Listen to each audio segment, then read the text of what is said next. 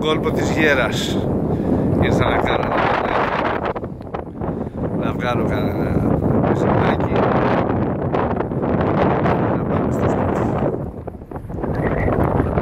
Αυτό είναι το τατανάκι εκεί που θα δω το βράδυ, εκεί που βλέπετε.